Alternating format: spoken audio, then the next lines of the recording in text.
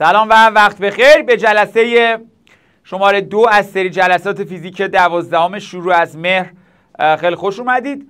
امیدوارم که مطالب هفته گذشته رو مطالعه کرده باشید و از کتاب تستتون هم تست حل کرده باشید. خب بعضی از اون مطالب من فکر می‌کنم تو آزمون ماز روز پنجشنبه بود که اگه تحلیل رو خیلی سریع دیده باشید، من گفتم اشاره کردم که اینا توی آزمون بود و مثلا نکات آخری که راجع به جابجایی روی دایره گفتم اونجا استفاده شده بود. و اینکه روال اینطوری خواهد بود که شنبه به طور کلی شنبه ها ما 12 میگیم، سه شنبه ها 10 میگیم و بر این اساس اینطوری میره جلو.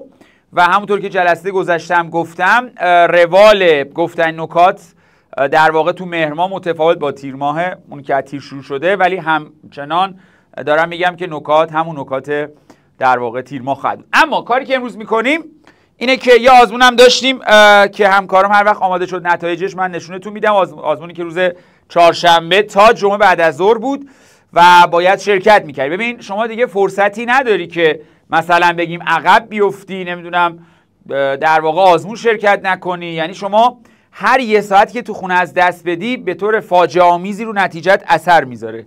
اینو باید بهش دقت کنی. خب به نام خدا، اول اینکه داستان اینه که ما امروز میخوایم راجع به ریاضیاتش صحبت کنیم، مشتق رو بگیم و در واقع معادلات حرکت رو بررسی بکنیم و یه سری تست حل کنیم. بعد بریم سراغ تندی و سرعت متوسط، برسونش تا انتها.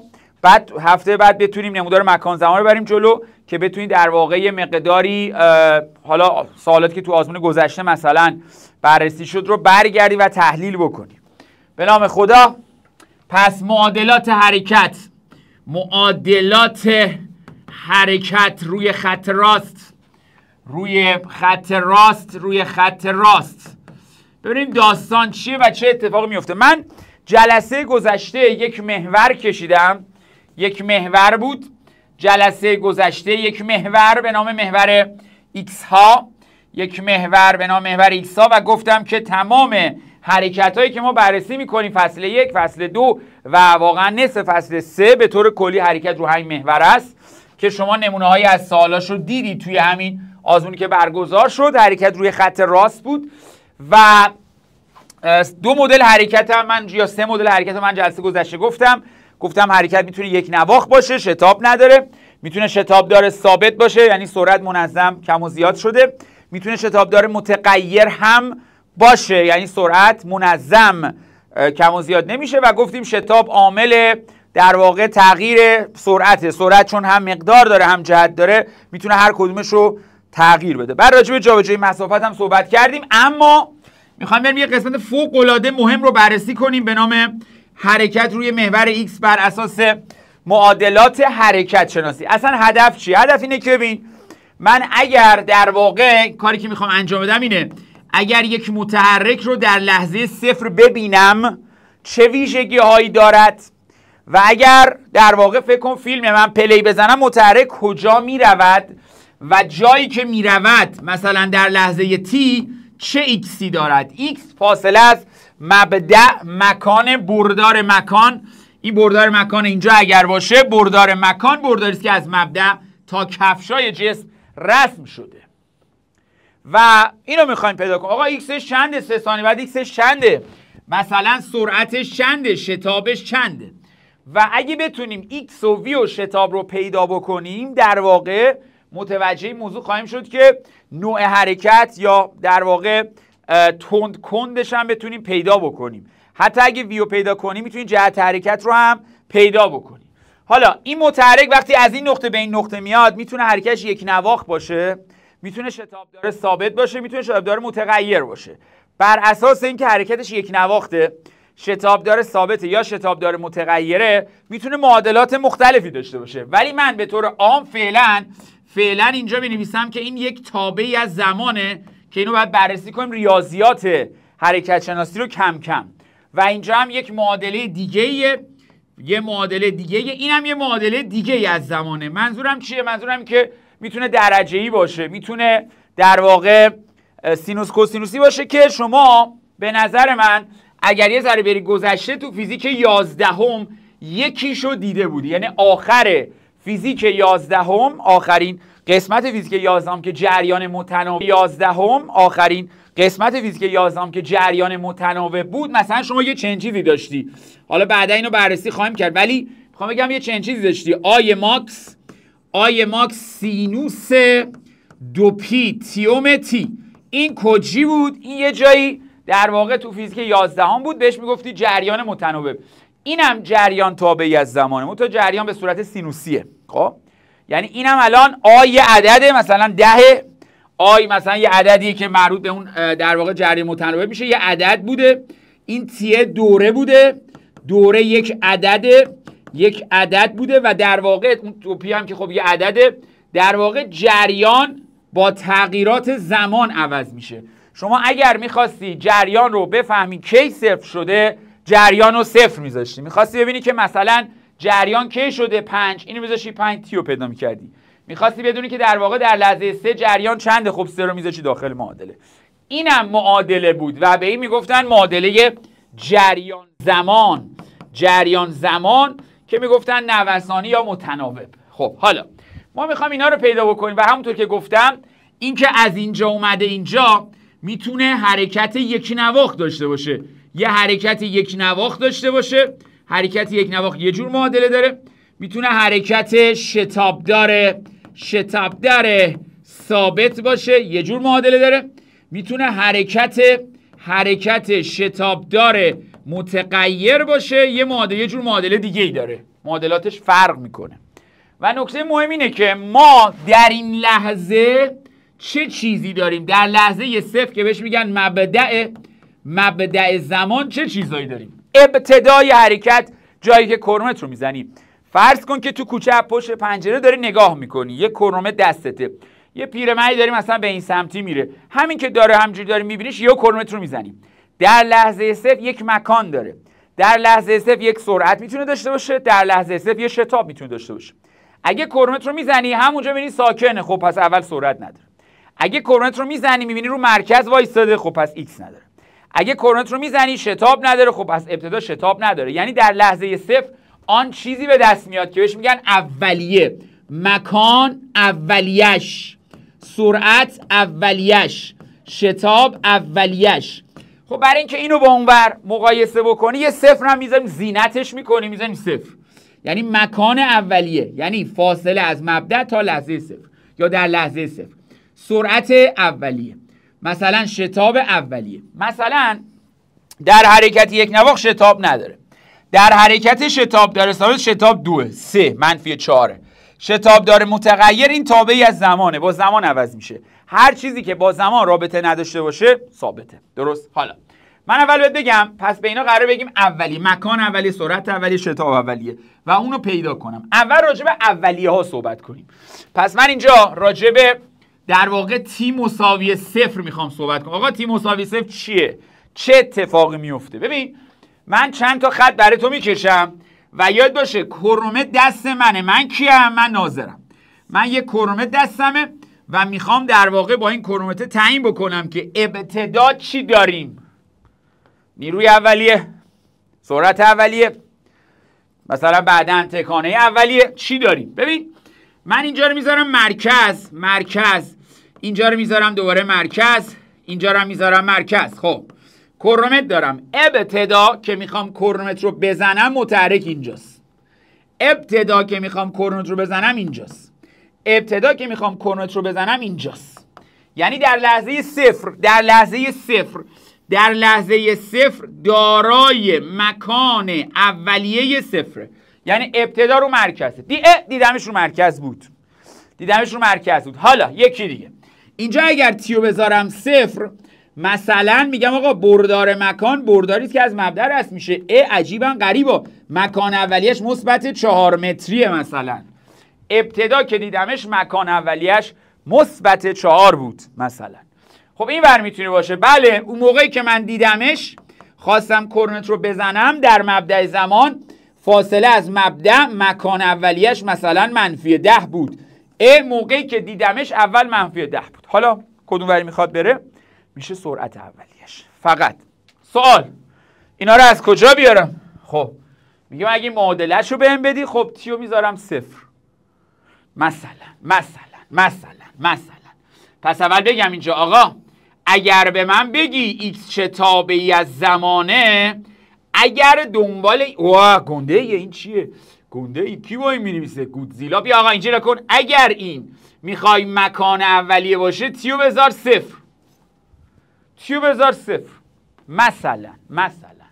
مثلا آقا فرض کن x این مثلا مساوی 4t، x این مساوی 2t به علاوه 4، x این برابر با مثلا منفی 3t منهای 10. میبینی؟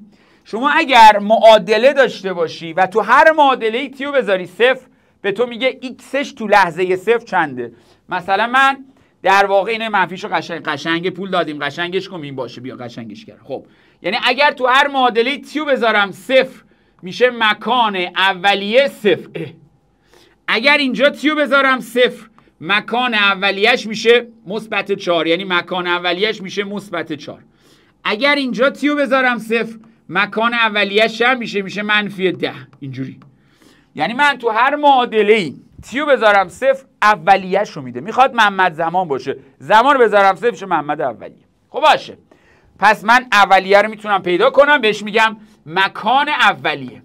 مکان اولیه رو میتونم پیدا کنم. اما ممکنه من یه واقع متحرک رو ببینم اینجا، متحرک در لحظه صفر ساکن باشه. دیدمش ساکن بود، یه پیرمردی اونجا نشسته، کرونت رو میزنم ابتدا ساکن است، از حال سکون شروع به حرکت میکند. مثلا این قشنگه، میگه ساکن است یا از حال سکون شروع به حرکت میکند. شروع به حرکت میکند یعنی ابتدا سرعت نداره. موقعی که دیدی سرعت نداشت، حالا بعداً سرعت پیدا میکنه. موقعی که من دیدمش مثلا ممکنه هر جای روی محور باشه. مثلا موقعی که من دیدمش داشت با سرعت 4 متر بر ثانیه اینوری میرفت. به محلش ربط نداره. ممکنه مثلا اینجا باشه. خب باشه، موقعی که دیدمش داشت با سرعت منفی 6 متر بر ثانیه به سمت چپ میرفت. یعنی در لحظه صفر ما چی داریم؟ اولیه. یعنی اگر من میخوام بفهمم که این در لحظه صفر ساکنه باید بگم سرعت اولیه‌اش صفره. اگر میخوام ببینم در لحظه صفر سرعتش 4 باید بگم سرعت اولیه‌اش 4. اگه میخوام بگم در لحظه صفر منفی 6 باید بگم سرعت اولیه‌اش منفی 6. آقا این تیه رو کجی بذاریم؟ تو معادلش، تو معادله سرعت زمان باید بذاری. یعنی من اگر بگم یک سرعتی یک تابعی از زمانه درجه 1 درجه 2 درجه 3، حرکت هایی که مثلا کسری نمیتونه باشه، چون بعد حرکت از نظر فیزیک معنی داشته باشه. خب مثلا رادیکال بودنش مثلا یه حرکت خاصه، ولی مثلا ما کلا تو این کتاب درجه 1 میخوایم، درجه 2 میخوایم، یه ذره 3 و نهایتا سینوس کوسینوس. یعنی اگر تو میخوای که این واقعا سرعت اولیه رو به تو بده، خب تیشو بذار صفر. مثلا فرض کن معادله سرعت اینو به تو داده مثلا 5t، معادله سرعت اینو مثلا به تو داده مثلا منفی 4t به علاوه 4، معادله سرعت تو رو اینجا مثلا داده 2t منهای 6. خب تو اگه معادله سرعت رو داشته باشی، اصلا درجه 2 باشه فرق نمیکنه، درجه 2 باشه درجه 3 باشه اهمیتی نداره، اگر تو تیو بذاری صفر تو هر کدوم تیو بذاری صفر، مثلا من اینجا تیو میذارم صفر، به چی میرسم؟ سرعت اولیه. سرعت اولیه صفره. اینجا تیو بذار صفر، تیو بذارم صفر، سرعت اولیهش مثلا میشه چند؟ میشه 4. یعنی انگار اینه. اگر اینجا تیو بذارم صفر، سرعت اولیهش میشه منفی 6. میبینی؟ یعنی اگر توی معادله سرعت زمان تیو گذاشتم صفر، خب به اولیه میرسم. تو این بذار صفر، به اولیهش میرسی. خب باشه اولیه، پس سرعت اولیه همواره صفر نیست، مکان اولیه همواره صفر نیست. این دوتا کلمه رو یادت باشه. مبدأ مکان، این مبدأ مکانه، این مکان اولیه است. از قضا یکی شدن، ولی اینجا یکی نیستند. درست شد؟ باشه.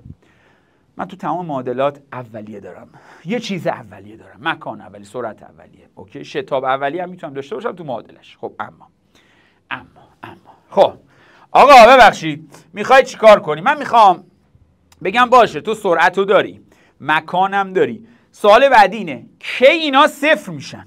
مثلا نگاه، سوال پرسیده میشه. نکته بعدی آقا میپرسه کجا x، یا بگه در چه لحظه قشنگتره. مثلا تو این آزمون هم یه سال اینطوری بود. امروز که تموم شد بعضی از سوالاتو باید برگردی حل کنی تو این آزمون. آقا نگاه کن، پس اینطوری بود. میگه نکته بعدی میگه در چه لحظه‌ای xش میشه صفر. من جلسه گذشته گفتم دو جور یا در دو حالت تو x رو میذاری صفر. در دو حالت فقط. در دو حالت من x رو میذارم صفر. کیا میذارم x رو صفر؟ حالت اولش بگه عبور از مبدأ، اگر بگه عبور از مبدأ x رو میذارم صفر. حالت بعدیش اینه که بگه تغییر جهت بردار مکان. آقا این دور زدن نیست، خیر. تغییر جهت بردار مکان دور زدن نیست، تغییر مکان، عبور از مبدأ.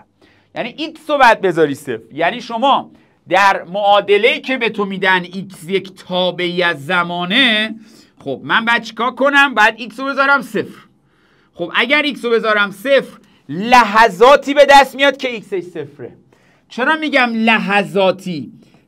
لحظه هایی، مثلا لحظه هایی که x صفر میشه. خب شاید دو بار x صفر شه، شاید نوسانی باشه، هی از مبدأ رد شه، مثلا پاندول همجوری هی رد میشه. مثلا بی نهایت میتونه جواب داشته باشه، چون مثل توابع سینوس کوسینوس که بارها میتونه مثلا سینوس 2p 4p یا مضارب اصلا زوج و فرد پی سینوسش صفر بشه. یعنی میخوام بگم که اگر من x رو بذارم صفر، ممکنه هیچ ریشه‌ای نده. که هیچ ریشه‌ای به من نمیده؟ موقعی که تی منفی بشه یا معادله دلتاش منفی بشه که مینویسم در ادامه. ممکنه یه ریشه داشته باشه، یه ریشه مثبت، ممکنه دو ریشه داشته باشه. خب یعنی دو بار از مبدأ رد شدم. ببخشید دو بار از مبدأ رد شدم یعنی چی؟ یعنی دور زدم. دو بار از مبدأ رد شدم یعنی دور زدم. مرسی. بعدش ممکنه بیش از معادلات دیگه‌ای باشه، بیش از دو جواب داشته باشه، مثلا همونطور گفتم متناوب باشه. خب باشه، من اینو دارم میبینم. آقا در چه لحظه‌ای از در واقع x مساوی صفر رد شده رو بیا چند تا مثال عددی بزنیم ببینیم. نگاه کن. مثلا مثال اول x برابر آسون 4t منهای 8، x برابر با 4t به علاوه 12، x برابر با t2 مثلا منهای 2t مثلا به علاوه 1 و همینطور بریم پایینتر.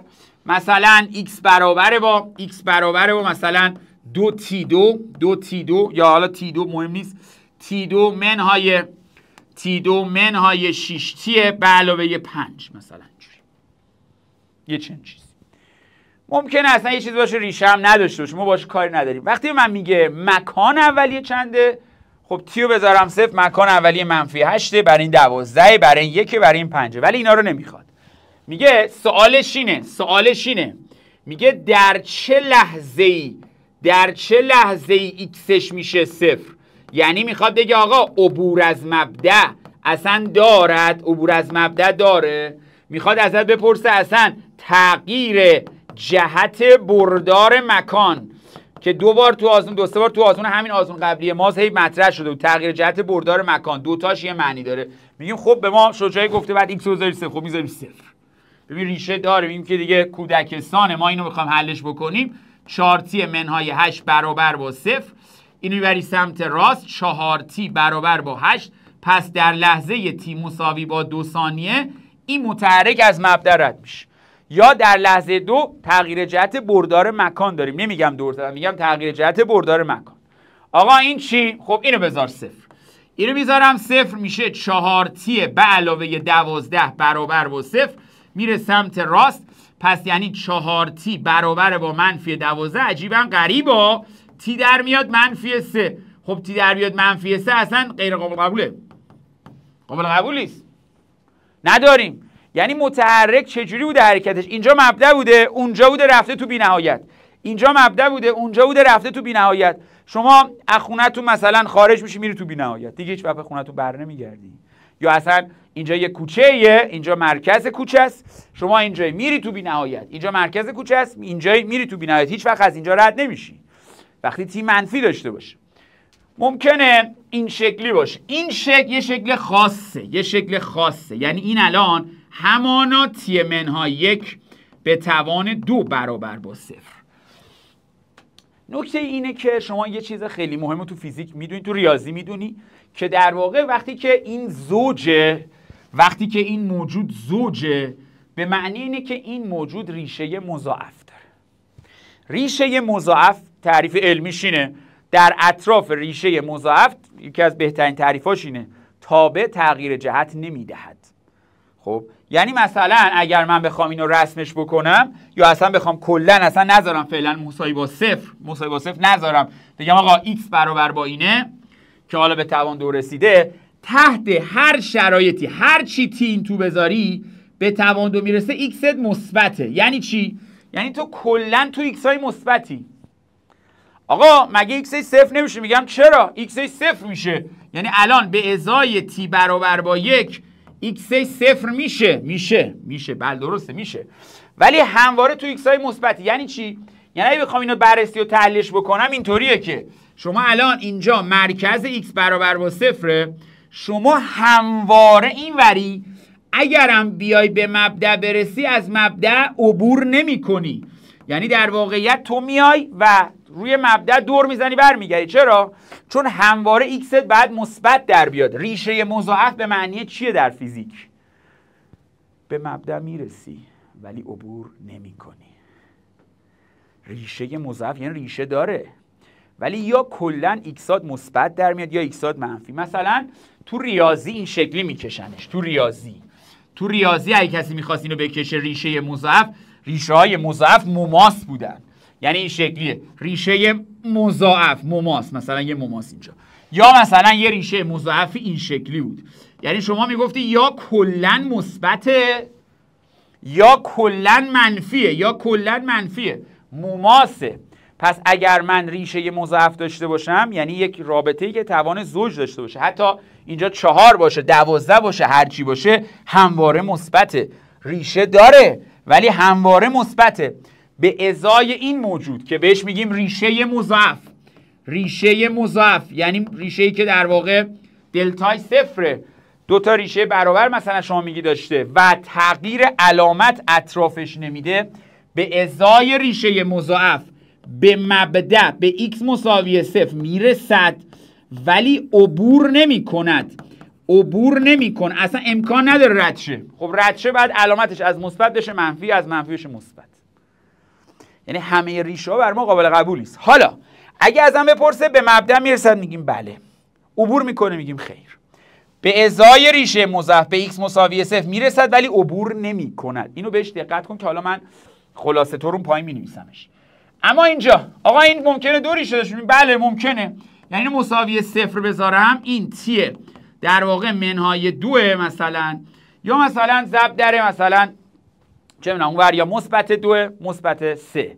من میگم اگر من توی رابطه‌ای، حالا اگه میخوای مثلا درستم در بیاد، حالا من میخوام چیزی که بگم مثلا درست در بیاد، میتونی اول روی دلتاش هم حساب کنی. اگر تو رابطه‌ای نه اصلا این معادله، هر معادله‌ای که توان 2 داشته باشه، 2 تا ریشه در بیارم، 2 تاش هم مثبت باشه، یعنی 2 بار رد شده. یعنی این الان 3 تا حالت میتونه داشته باشه. ببین، یا 2 تا ریشه داره 2 تاش منفی ان، یا حالا حتی در واقع میتونیم بگیم راه حل بیشتری هم ممکنه داشته باشه. نگاه کن، یا این ریشهش منفیه این ریشهش مثبته، یا 2 تا ریشه مثبت داره، یا اصلا دلتاش منفیه. اینجوری دیگه.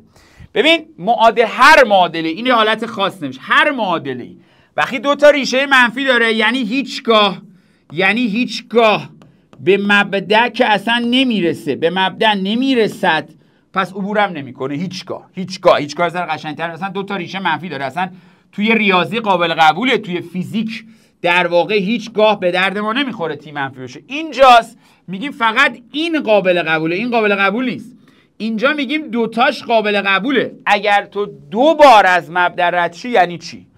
اگر 2 بار از مبدأ رد بشی x برابر با 0 باشه، مثلا شما از این وری بری رد شی، دوباره برگردی رد شی، 2 بار از مبدا رد شی، یعنی یه جایی حتما دور میزند.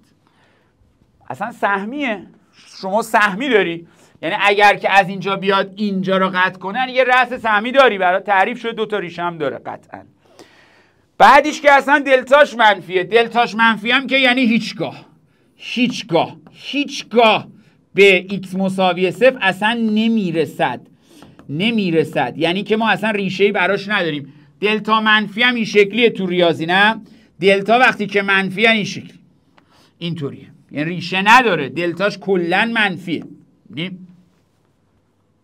حالا میاد مماس میشه مضاعف، رد میکنه، ممکن 2 تا ریشه مثبت 2 تا ریشه منفی، یه مثبت یه منفی، یا در واقع اصلا دلتا نداشته باشه، یعنی حالته ممکنه برش اتفاق بیفته. یعنی تو باید x رو بذاری 0 و درک بکنی که این ریاضی نیست، تی نمیتواند منفی شود. به ازای ریشه مضاعف تو فقط به مبدأ رسیدی ولی عبور نکردی. بر این اساس اگر میخوای یک مثال واقعا خیلی خوب ازش همینجوری داشته باشیم، به این ترتیب که یک مثال اگه بخوام داشته باشم، مثلا تی منهای 2 به توان 4، مثلا تی منهای مثال همینجوری که درک کنیم کلیاتشو، تی مثلا به علاوه 1 به توان 3، تی منهای مثلا 5 به توان 5، تی مثلا به علاوه 1 این پایین مثلا بعدی گذاشتم به توان 2. اینطوری. الان از من میگن آقا 2 تا سوال ویژه داره، 2 تا سوال ویژه داره. نگاه، سوال اولش چیه؟ میگه آقا چند بار به مبدأ میرسد، چند بار به مبدأ میرسد. سوال بعدیش اینه که میگه چند بار عبور میکند. 2 تا سوال ویژه داره از من. حالا نگاه کن آقا، بله من میتونم بگم این ریشه داره قطعا، یعنی به ازای تی مساوی با 2 قطعا x 0 میشه، ولی مضاعفه. چرا؟ چون توان زوج داره. اینه که تیش میشه منفی 1، این اصلا قابل قبول نیست. ریشه این تی برابر با 5، بله ریشه ساده است، یعنی در فیزیک به اینا میگیم ریشه، تو ریاضی دیگه مضاعفش میگیم، اینایی که فرده بهش میگیم ساده. و تعریفش در علوم این بود، میگفت آقا به ازای ریشه ساده تابع تغییر علامت میداد، اینجوری قطع میکنه محور افق رو. و اینم که خب برام فرقی نمیکنه، یعنی تی میشه منفی 1، بازم قابل قبول نیست.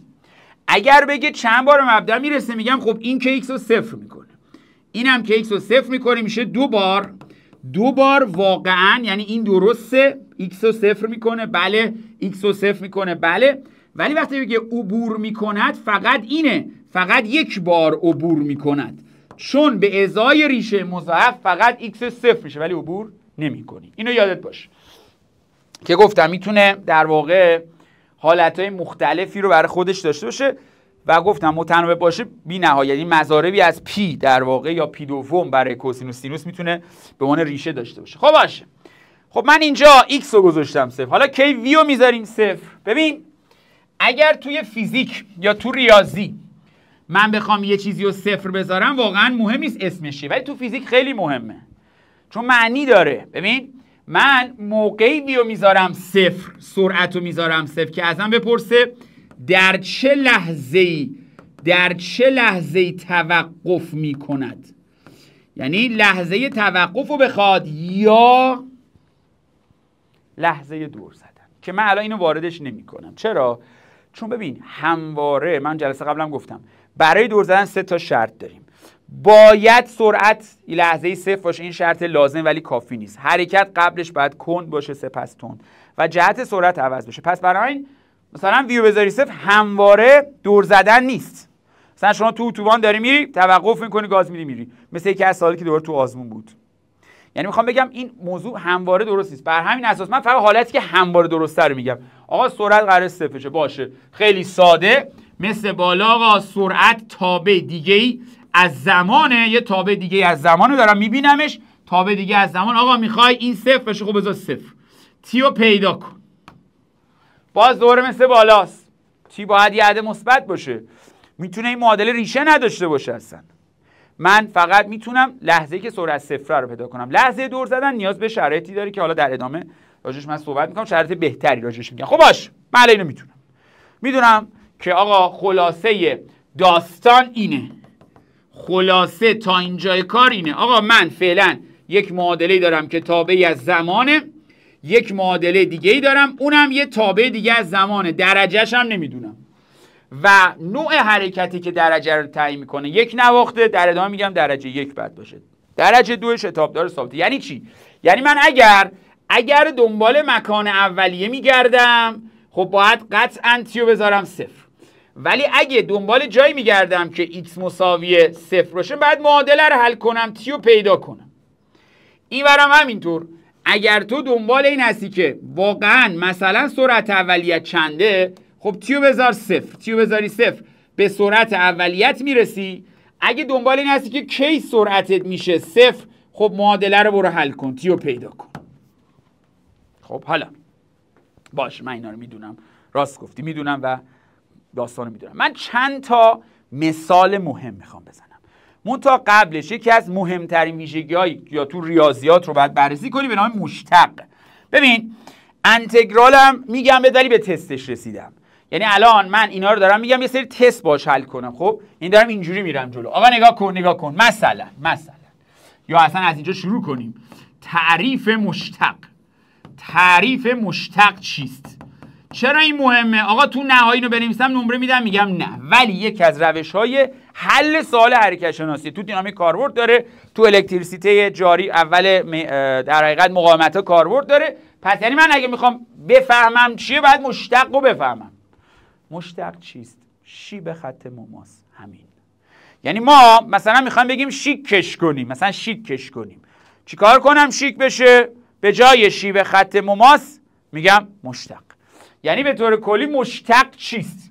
مشتق شیب خط مماس بر نمودار، یا بهتر بگم بر منحنی، بر خط، هر چی. حالا یعنی چی؟ ببین اولا ما در فیزیک چند تا شیب داریم؟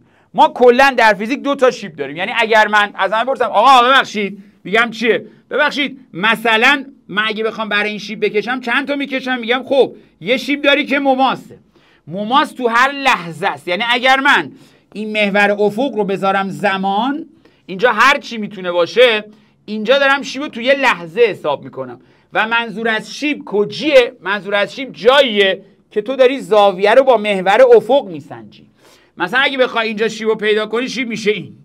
آنگاه شیبش از زاویه‌ای که در واقع یا تانژانتی که قراره که این خط بسازه یا این در واقع بردار جهتدار بسازه با محور افق، میتونه ادامهش بدی. ولی همینجا اگه اینو نگاه کنی، من سریع دارم بهت میگم که آقا شیبش داره کم میشه.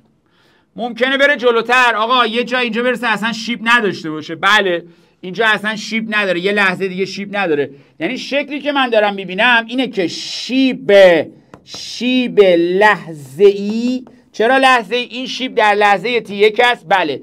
این شیب در لحظه T2 است. بله. این شیب در لحظه T3 است. بله. تو هر لحظه ما دارای شیبیم. شیب لحظه‌ای در حال کاهش است. شیب لحظه‌ای در حال کاهشه. در حال کاهشه. وحشی یعنی که چی؟ یعنی این شیب میتونه یه جا سرعت باشه، یه جا شتاب باشه، یه جا بعدن نیرو باشه، یه جا مثلا هر کمیت فیزیکی باشه. شیب لحظه‌ای دارم میگم که در حال کاهشه. خب باشه این لحظه‌ایه، باشه راست میگه. اما اگر من اینجا رو به اینجا وصل بکنم، دیگه یه دونه شیب دارم که انگار میانگین همه شیباست. حالا نمیگم میانگین، متوسط همه شیباست. بعدن امروز میفهمی که این دوتا با هم متفاوته. یعنی اگه من اینجا رو به اینجا وصل کنم، من بیشمار شیب دارم ولی این متوسطشه. پس یعنی سبزا شیب لحظه‌ای، یعنی این شیب متوسطه. همانطور که داری میبینی شیب متوسط توی بازه زمانیه. در فیزیک گفت متوسط تو بازه زمانی، هر چیز متوسط تو بازه زمانی.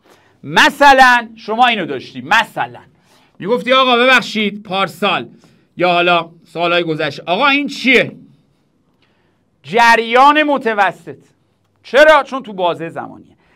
برای همین میگه مثلا نیاز نیست خیلی از روابط رو حفظ بکنی. وقتی که ما میگیم توی مدت زمان متوسطه، ولی لحظه‌ای یعنی چی؟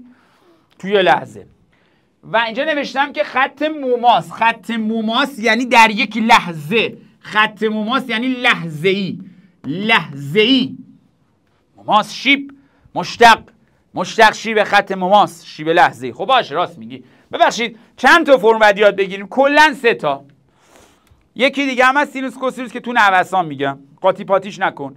پس یعنی من الان کلا شاید بگم 4-5 تا فرمول داره که 3 تاشو قراره بلد باشم کلا و بیام تعریف کنم مشتق. اما میخوام اول علمیش رو بهت بگم. علمیش چیه؟ مثلا آقا ما بریم مثلا دانشگاه خراب شده بریم، آقا علمیش چیه؟ علمیش اینه که این ایگرگ این ایکسه. یه علمی اینطوری بود که آقا یه دونه این چیزی به ما میدادن مثلا اینطوری، بعد میگفتن مثلا بچه زشت مثلا بین x1 و y1 خب و بین مثلا x2 y2 بلدی شیب رو پیدا میکنی؟ میگیم بله بلدم. چی بلدی؟ میگه خب شیب میشه مقابل به مجاور. همواره اصلا شیب میشه مقابل مجاور. یعنی من اگر این نقطه رو به این نقطه وصل بکنم میتونم شیب رو پیدا کنم. بله اسمش متوسطه چون توی بازه است. شیب متوسط. و شما اینو خوندی و اگه میخواستی حسابش بکنی میگفتی میشه مقابلش به مجاورش. بله شیب اینه. من اینو خوندم. راست میگه. میگفتی تانژانت شیبش تانژانت این زاویه، حالا مثلا تتا، شیبش چی میشه؟ میشه مقابلش به مجاورش. بله راست میگی. شیب متوسط تا الان حساب میکنی در واقع. حالا اگر من این ایکس رو بیارم اینور چی؟ اگر من اینو بیارمش اینور، حالا شیب رسم کن. آقا ببخشید اگه بیارمش اینور خب میاد اینجا دیگه. شیب میشه این. بیارمش اینورتر شیب میشه این. هی بیارمش اینورتر یعنی دلتا ایکس هم به سمت 0 بره و در نهایت اگر این بیاد برسه اینجا مماس مماس. اگر x2 به x1 برسه میشه مماس زمانی که موجودی به نام لیمیت. تعریف مشتقه. بعد بلد باشیم فقط در حدی که بدونی مشتق در واقع یه مقدار حدی از شیب متوسطه. یعنی الان اینو برو اونور مماس مشتق. به این موجود قرار بگی مشتق. اما چجوری به دستش بیاری؟ یعنی این موجود الان دیگه بهتر بشه که مشتق. آقا چجوری به دستش بیاریم؟ شیب خط مماس شیب لحظه‌ای رو چجوری به دست بیارم؟ میگم خیلی ساده. آقا به درد میخوره. بله چطوری پیداش کنم؟ نگاه کن ساده. 3 تا فرمول واقعا زیبا. ببین اول بگم که چرا مشتق رو اختراع کردم. ببین میخواستن یه رابطه اینجا بود مثلا آسون ترین معادله ممکن y برابر با x2.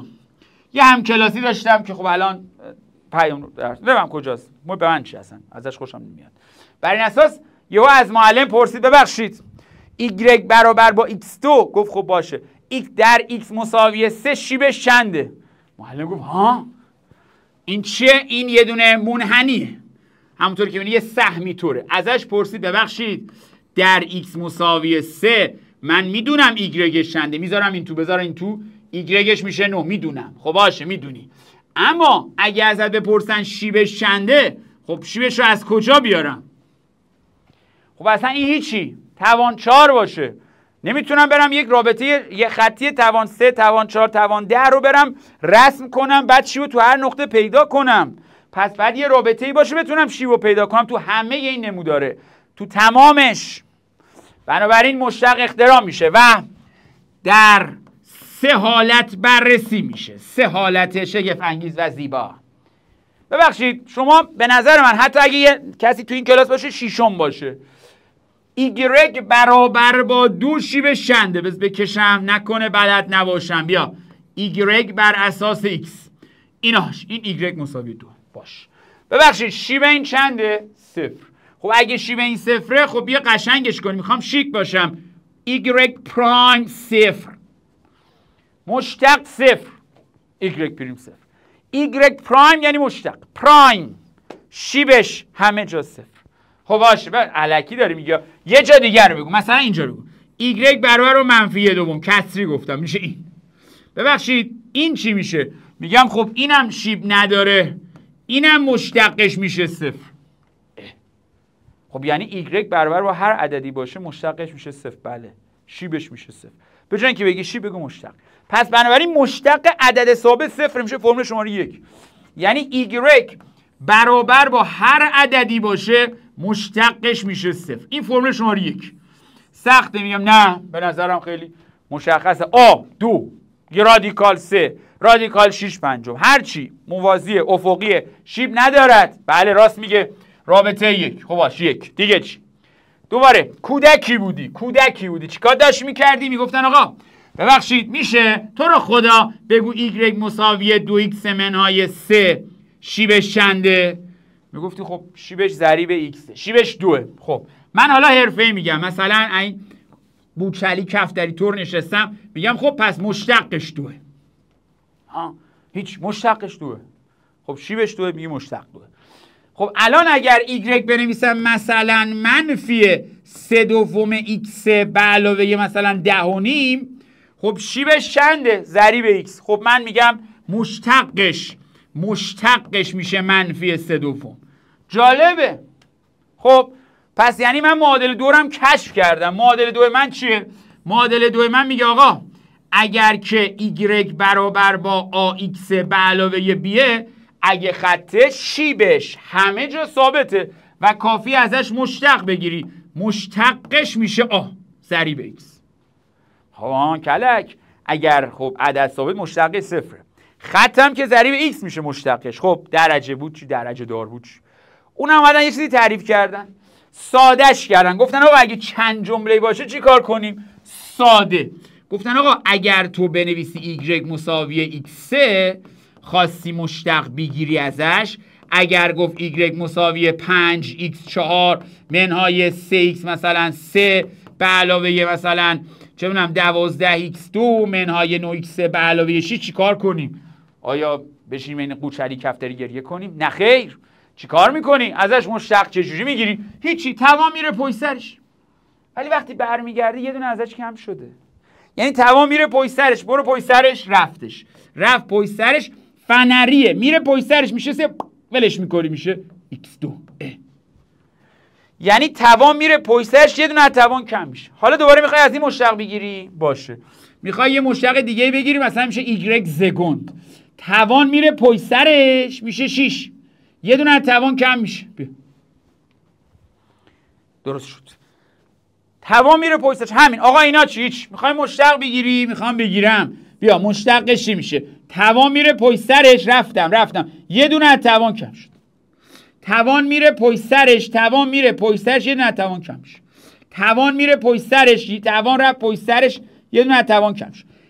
این که خط ناقلا منفی 9 میشه. چرا؟ خب عدد ضریب ایکس مشتقش. میخوای دوباره مشتق بگیری؟ میخوام دوباره بگیرم. خب مشتق بعدی رو سلوه کن. باشه مشتق بعدی رو میگیرم. مشتق بعدی رو میخوای بگیری؟ بیا یکی دیگه بگیریم. مشتق سگوندش. دوباره توان میره پشت سرش میشه 60، یه دونه توان کم میشه. توان میره پشت سرش میشه 18، ایکس یه دونه توان کم شد. خط بله میشه به علاوه 24. اما مشتق اول یعنی شیب باشه و معادلش اینه، خیلی ساده. یعنی 3 تا من حالت مشتق داشتم، رابطهش اینه ایگرگ برابر با هر چیزی ایکس به توان n رفته پشت سرش. وقتی بره پشت سرش ایگرگ پرایم میشه آه n یه دونه توان کم میکنه. من الان برای حرکت شناسی و تا ته دینامیک هم همین 3 رابطه کافیه. میخوای خفن نمایی کنم بگم ما کسری هم بلدم؟ نه خیر. اگر کسی اضافه تر از آن چیزی که همیشه گفتم اضافه تر از آن چیزی که تو باکس کنکور میاد بگیم، یعنی ما ناگاهیم. من میخوام بگم من اینا رو هم بلدم. بله مشتق 30 تا فرمول داره، همشو بنویسم؟ نه، اینجا کلاس در واقع المپیاد ترم 6 دانشگاه نیست. آن چیزی که به دردم میخوره رو باید بلدم، چون من کلی درس دارم، مغزم فقط گنجایش آن چیزی رو داره که قراره بیاد و رو اونا قراره کار کنم. این میشه هدفمند. همین 3 تاست. بله سینوس کوسینوسی هم توی خود فصل 3 میگم و زیبایی دلانگیزی. خب باشه آقا، اصلا تو یه کاری کردی. چی کار کردی؟ معادلات داشتی میگفتی، بعد اومدی اینجا، بعد گفتی آقا اگر از این مشتق بگیری مشتقش میشه 2x. بعد اعلام کردی که اگر تو مشتقش بذاری میشه شیبش. خب این رضا تو مشتقش، میگم گذاشتم تو مشتقش شد 6. یعنی اگر از این زاویه هرچی از تانژانت بگیری میشه 6. هر معادله ای اصلا مگه تو اینو میتونی رسم کنی؟ اصلا الان بیا آقا تو اینو میتونی رسم کنی؟ نه. من این ضربه رو به تو میدم، میگم بگو ببینم در x مساوی 3 شیبش چنده؟ خب مشتق میگیرم 3 رو میذارم این تو. اما معنی این چیه رو باید وایسی. من اینجا دارم اعلام میکنم. ببین توی ریاضی، مبحث ریاضی میگم آقا y یک تابعی از x. بله. مشتق که میگیری یه درجه میره پایین میشه یک تابع دیگه از x. مشتق بعدی رو که بگیری میشه یک تابع دیگه از x. دارم یاد مثلا رابطه x و شتاب و سرعت و اینا میافتم انگار. واقعا انگار همینطوره. اما فرقش چیه؟ ببین شما تو ریاضی اگر اینجا x باشه اینجا y باشه، به جای x عدد بذاری به تو y های مثبت یا y های منفی رو میده. بله. اگر اینجا به جای x عدد بذاری خب ممکنه شیب مثبت بده، ممکنه شیب افقی بده، ممکنه شیب منفی بده. اگر x رو عدد بذاری مشتقش مثبته خب میگیم صعودیه. اگه مشتقش صفره میگیم نه شیب نداشت اونجا. اگه مشتقش منفیه میگیم نزولیه. بله راست میگی. هر چیزی تو مشتقش بذاری تو اون نقطه مماسش میگه شیب اونجا چند. اما مشتق دوم در فیزیک به معنی جهت گودیه. یعنی چی جهت گودی؟ یعنی من در فیزیک اگر از یک تابع مشتق بگیرم و مثبت در بیاد مشتق دومش، یعنی گودیش رو به بالاست. تو اون نقطه گودیش رو به بالاست. حالا من کلی گنده کشیدم. اگر ازش مشتق بگیرم و مشتقش صفر بشه، یعنی اصلا گودی نداره، خطه، تو نقطه خط. مشتق دوم نشون دهنده جهت گودیه. اگر ازش مشتق بگیرم منفی بشه، یعنی اینوریه. یعنی چی اینا یعنی چی؟ یعنی مشتق دوم جهت گودی است. بله جهت گودی است. می‌بینی؟ جهت گودی است و این برای ما خیلی مهمه، با ارزشه. پس من یه جهت گودی دارم، یه مشتق دارم، یه ایگرگ دارم. این سه تا به هم ربط داره. سه تا کاملا به هم مربوط میشه. خب یه لحظه در واقع استوب شدیم. به هر حال علامت داریم. خب اوکی. علامت داره دیگه. خب اوکی. داشتم اینو میگفتم. این نکته جالب این بود که گفتم این محور عمودی رو نشون میده، این داره شیب رو نشون میده، مشتق دوم جهت گودی رو نشون میده. حالا یعنی چی؟ ببین منظور اینه. ببین مثال عددی زیرش بزنم. مثلا y برابر با مثلا با x2 به علاوه 2x منهای 6. من اگه از این مشتق بگیرم مشتق من این میره پشت سرش میشه 2x. اینم که خب یه عدده میشه به علاوه 2. یعنی منظورم که یه خط میشه 2. اوکی. مشتق بعدی رو که از این بگیرم مشتق بعدیش میشه 2. ببین شما تو ریاضی اعلام کردن به شما، گفتن آقا اگر ضریب x2 مثبت باشه سهمی رو به بالاست. اما دلیل کلیش اینه. علت این که وقتی به شما گفتن ضریب x2 مثبت گودی رو به بالاست اینه که مشتق دومش مثبت شده. یعنی در واقع این به ما میگه که این رو به بالاست، نه این. ولی این دوتا خب به هم ربط دارن، عین همن. یکیش اینه.